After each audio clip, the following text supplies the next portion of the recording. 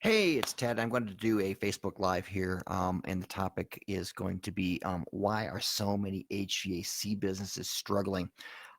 It's something that comes up very often, and I see it all over the internet, and I just wonder, and I just as like my anecdotal evidence, I don't have any real numbers. I haven't looked any up, but it feels to me like about 80, 90% of the businesses that I see could be doing so much better. They're struggling in some way, in one of a couple of ways. Either they're struggling to actually keep the doors open, which is definitely a problem if there's anyone out there. That's doing that. That could be a problem if they're struggling with just keeping the doors open. Um, if that's a problem, that's kind of the number one thing, is to get the numbers right and things like that. The other way that a business can struggle, I think, is when the owner isn't really getting the lifestyle he wants out of his business. I think most of us that have started a HVAC company or really any kind of business, the reason why we did it in the first place was probably to get some freedom from what we wanted to have in our life and have the things we wanted to have. And I see so many people who have not they've become a slave to their business. I talked to a guy this week that he'd been like, I don't know, 14 years in business, and he told me he'd never been on a vacation. And I was just thinking, that's just crazy. That's just nuts. How would you work 14 years for some business out there that wasn't yours and not have a vacation? Well, why the hell would you do it for one that you own either? So I don't, that becomes a problem for me when it's struggling in that way also. And we can come up with all the reasons why it struggles, not making enough profit, can't find good help, can't find good enough customers, all the different kinds of things that are out there. But the question becomes, why are so many out there struggling? And it's a question that I ask myself often, and something I work with clients all the time. And basically, what we come down to is really those couple of things. The first part of it is, I think, the numbers. They don't have really good understanding of how their profits and margins and costs and just the basic accounting numbers and all the other indicators of their business are really running. Sometimes they kind of think they know, but they don't really know, and that can be really dangerous. And it's the most dangerous is, I think, when someone thinks they know but they don't really. um, it's a whole different thing to say, hey, I'm a brand new businessman, I'm a pretty good service tech, I don't understand stuff, I need help, and they go get help. The most dangerous ones are the folks who are like, no man, I buy something for this price, I sell it for that price, look all the money I make, and they don't really know, they're just kind of guessing at it. That can be very, very dangerous when that's going on. So kind of you know a big problem that I see running all the time is the numbers and getting that right. Usually I spend a good week or two with any new client working through their books and stuff to make sure that they're as good as they say they are, and making sure that we have profitability. Because the worst thing you can do is, if a business is not profitable, is to grow it quickly, because you will go bankrupt really fast. If you aren't making money, you're losing money on every job, and suddenly we find a way for you to go find 3 times as many customers, you're going to lose money way faster. You got to get these numbers correct in the first place. And so that comes down to a few things, like number one. Um, well, that's we'll talk about that in a second, Daniel. Yeah, that's a good point. But the numbers are what they are, and they do not lie. So the first step is to get those numbers in place. So, for example, I have so many people who have no idea what their actual cost is to deliver a service tech to a home per billable hour. So and that would include the smaller companies that are like a one-man shop. And sometimes there's a conversation that goes on that says, well, I don't have those costs because I do it myself. And that, well, dude, I mean, if that's where you are, realize that in order to hire a guy like you have to figure out, well, what's a guy like you going to be worth? Because you can't scale it past a certain number of hours in a week as a one-man company. And if you want to build the business that serves your life so that your life doesn't serve the business, you're going to have to scale it past a one-man operation. So, my advice is to always treat your business at whatever size it is as if 200 people work there. And, just the problem is if you look at the organizational chart of a 200-person company and you look at a one-person company, it actually looks the same. The only difference is that in the one-person company, there's the same name in all of the boxes on the chart. So, so that's the basic difference there. So we'll get to Daniel's question in a moment, but you got to get those numbers down so that you know what it's costing you. I talk to so many folks who are, billing at a certain rate, and then they find out after we spend like an hour working on their number that they are making way less money than what it's actually costing them to do a billable hour. So an example of that, I had a guy just a short time ago that was billing like $75 an hour. And I don't remember if he was time and material or flat rate, but he was billing $75 an hour. But we found out that he was costing him $94 an hour to run the business. So he kind of made it up once in a while when he sold a system and he made more money on those, but he kind of there's no wonder that they were struggling for a long time. So the first step is to get the numbers right. And you're right, Daniel, that you've got to get the math first. And then secondarily, how do you get the people to pay those prices? Well, you're right. That's a different story. So what the next step is to have a sales process in place so that you can build enough value in there so that you can justify those prices. If you find out that you're going to have to bill a lot higher than you've been billing, then you're going to have to go through some exercises to get your own self to believe that you're worth that, so that you can, with a straight face, be able to give those prices out. So Daniel, maybe since you're the one who asked the question, why don't you elaborate a little bit more, if you would, on how you're billing? Are you time and material, or are you flat rate, or what are you doing there? Because that would be a really good part, because if you're not flat rate, that causes part of the problem. Because one of the things that you want to do is find out that, well, there's only two things a customer wants to know on a service call. They want to know, number one, can you fix it? And we fix it or not. And the second thing they want to know is, how much is it going to cost for me to do that? They don't really want to know what your hourly rate is, because the next question, if you tell them that, the next question is, well, great, how many hours do you think it'll be? They're trying to get to a number. So flat rate is the best way to do that, is to just say, it's this repair costs this much. And at that point, you need to build enough value to make it worth what you're charging. In fact, you need to build enough value to make it far worth more than you're charging.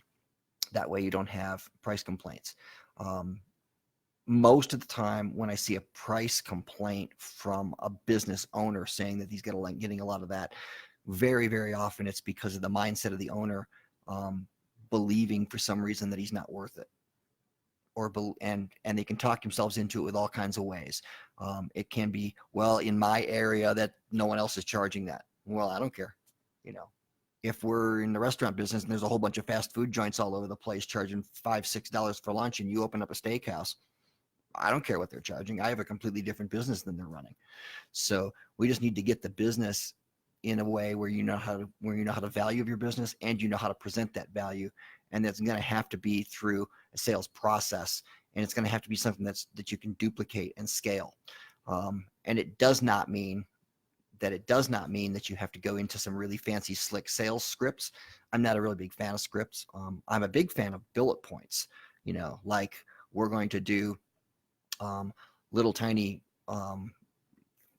things where you're going to say, I have this step, this step, this step. I don't really care what you say to get through that step. So that becomes part of the issue. So well, Daniel says he won't work flat rate. I don't know why that is, Daniel. That would be a longer conversation. And but frankly, you're probably working flat rate whether you think you are or not, because every time a customer asks about how much it is, and every time you tell them, well, it's this much for parts, this much for labor, and I think it'll be about this much time, you just gave them a flat rate price. That's the way it works. So the customers have some idea that we're sort of saying it's at least about this number. The advantages to a flat rate system, and I don't really care what kind you use, but the advantage to a flat rate system is that the customer has an exact number, and it's a lot easier for them to agree to it. But Yeah, Steven says he's working on a price book. Yeah, you got to have a price book. If you don't have a price book, it's a big problem. And frankly, if you're especially in residential, you need to have a price book for service for sure. And if you don't have it, you probably should have one for the installs for the replacement department too. And I know we're going to get an argument that says, well, they're all different. Not really. I mean, a 3-ton split system to install it is still around a day of labor, and it still costs about the same thing just about every time. You know how much it costs for a condenser and a coil and a line set and a pad and stuff. And just come up, and if it's, $50 difference one way or the other on your cost on a several thousands of dollars system, why don't you just pick a number, put it in the book, and your customers are going to be a lot less nervous when you're presenting prices, when they're able to look in a menu book and say, oh, it looks like everyone that this company deals with pays this price, and they don't feel so taken advantage of potentially, because there's a lot of customers getting kind of nervous when we're presenting prices, and they start to wonder, well, I wonder if my neighbors get that same price, or I wonder if the other guy last week paid that much or whatever. When it's a formally printed book, some of that starts to go away. And it doesn't mean it all goes away, but every little bit we can do to reduce some of those barriers to sales is a big thing. So number one, getting the numbers. Number two, getting a sales process and a communication strategy in place for how we communicate with customers on a really great way, is a really important thing. Steven says he does flat rate and he wouldn't go any other way, but he does residential, still trying to work on a price book. Yeah, very important piece. So that's the first two things. The struggle is going to be getting the numbers. Number two is getting the sales process in place. And the third one is having a marketing plan of some kind so that you know what you're spending, like what's your cost to acquire a customer. And even if you say, well, I'm only doing all word of mouth, well, you do have a cost, because you have a cost then for all the customers you're not acquiring that your competitors are stealing out of your marketplace because you're not doing anything. And that doesn't mean it's wrong, but just realize that you do have a cost to acquire every single customer that you get. And the fastest way that you can figure that out is just knowing a couple things.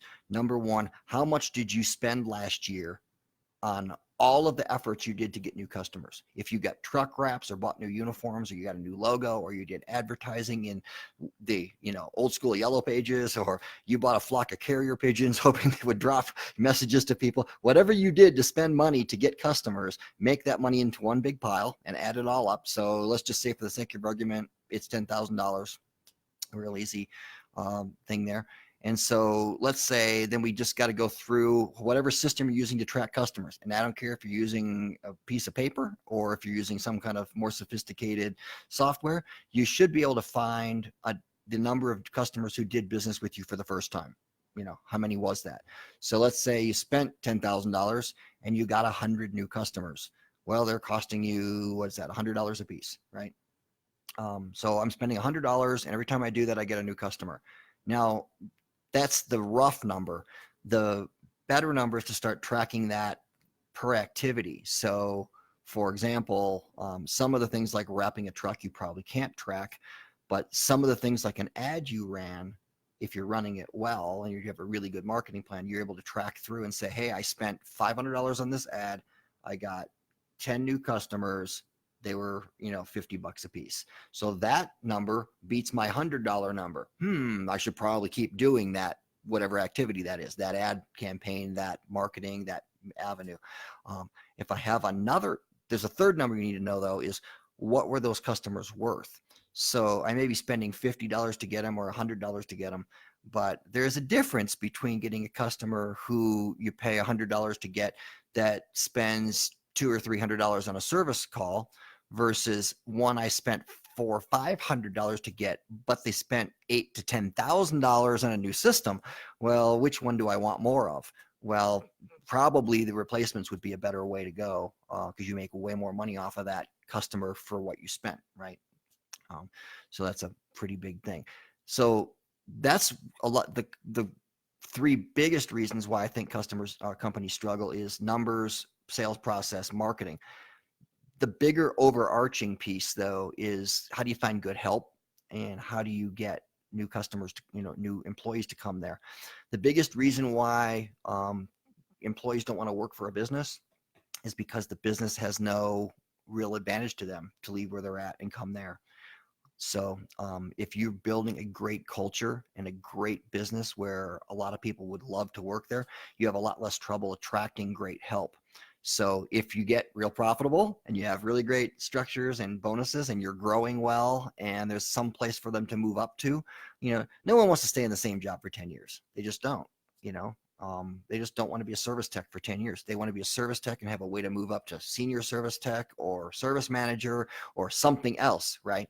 As they, grow into their job, into their career. If you can't offer that to them, then why would they leave and come to you when they can stay where they're at? The other thing that's happening most of the time, most of the really great companies that are run today, because for the last couple of decades we've not done a great job in the United States of teaching our young folks to go into trades and things. We have to build them from the ground up. And most of the great companies have a training program, and they're running a training program where they're doing training every single day. You need to have that training program in place. And it doesn't have to always be like all day long, but you have to have a training item for every single morning, for 10 minutes, 30 minutes, whatever it is you figure out. You got to build that process. It's one of the things that I've been working with a lot, and is in the training process for my clients. We've been working on that a lot. So yeah. And yeah, Gerald says revenue per lead. Yeah, that's another way to figure it. That's when I'm tracking my sales process, my salespeople and things. I would always track it in dollars per lead because it combines two things. A lot of companies will track the closing rate and then they'll track the average sale. If you're doing that, then what happens is you have to kind of think, well, okay, let's give you an example of that. Two scenarios. Let's just say I have a sales guy who sells 10 systems and he sells them for $1,000 a piece and he sells $10,000.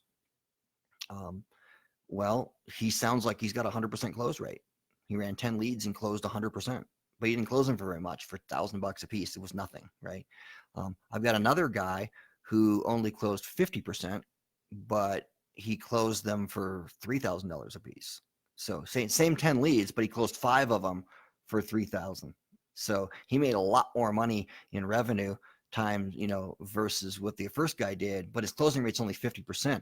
But really, when you come down to it, it's one guy has, $1,000 per lead, and the other guy has, what's that going to be? 3 times 5, 25,000. So one guy's got $2,500 a lead, and one guy's got 1,000 per lead. So that's how you work that out. I hope they did that right in my head because I'm just doing that off the cuff here. Really big thing. So the struggling does take place on those financial, business, tactical ends. But I also find a lot of folks that struggle in terms of just having the lifestyle they want and using their business to run it so they can get the life that they wanted to have when they started the thing. Too many folks I think are, working like 60, 70, 80-hour weeks. And I know in the summertime when it's busy or in the wintertime when it's cold, you might have to do that, but that should not be your life. Just my opinion. I would not want to run a business where I couldn't just do what I needed to do and, tell my family I was never home in that. And it's kind of weird if I'm watching in the Facebook groups how there's so many folks that are kind of bragging about that. I'm like, well, why are you bragging about working too much? Wouldn't you want to build an organization and a culture and a business that allowed you to, feed your family and that without doing that? That would be way better. And that would be a struggle as well. I know it doesn't help to run a great business and lose your family and lose your marriage and lose the rest of your life. So just an opinion there. And most of that comes down to the mindset you have and the way you think about how it's supposed to work. And yes, I'm a very big proponent of, lace up the boots and get out and work a hard day. I get it. But at some point, you've got to build it in a way where you can go through and make sure that you're building something that can be scaled as if you weren't there. It's a big problem. Now, I'll tell you why I'm so passionate about that. I have a daughter, my oldest daughter, she's 17. She'll be a high school senior this year.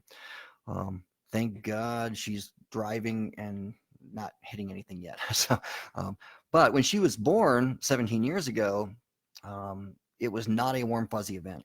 We spent 144 days in the neonatal ICU.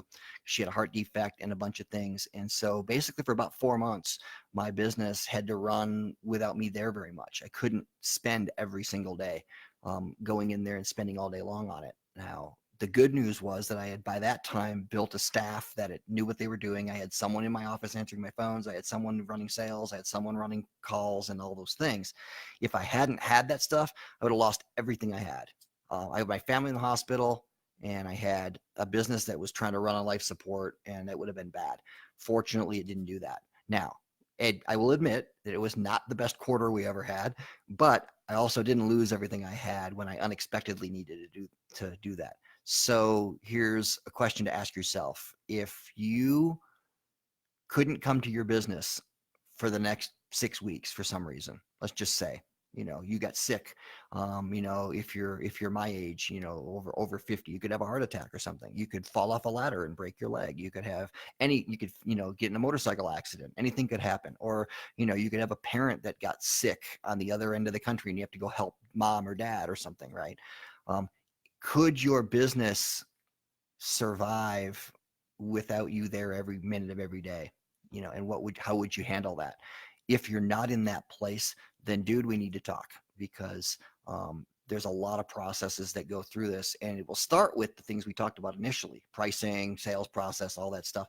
But it really starts with the way you have things in your head, the way you believe that the business works. Here's a little thing to ask yourself. Go through the Facebook groups, this group and all the other groups you can see. The guys who are really crushing it, I mean, they're running the businesses that you want to have. Ask yourself if they think about the industry the same way you do. Do they think that this is like the technician Olympics where the best technician wins?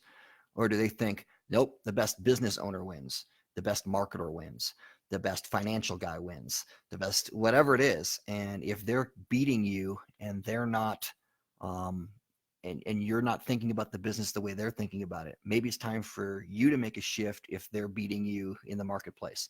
And it doesn't mean that they have to be your competitor. They could be someone that you just admire how they run their thing, and they're, many states away from you.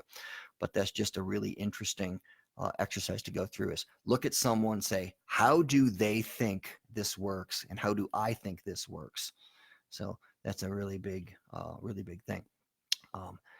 So that's the Facebook Live for today. I just want to talk about the struggling businesses stuff. If anybody wants to talk with me about that, we have a way to do it. Let me just give you a quick thing here. Type it in here.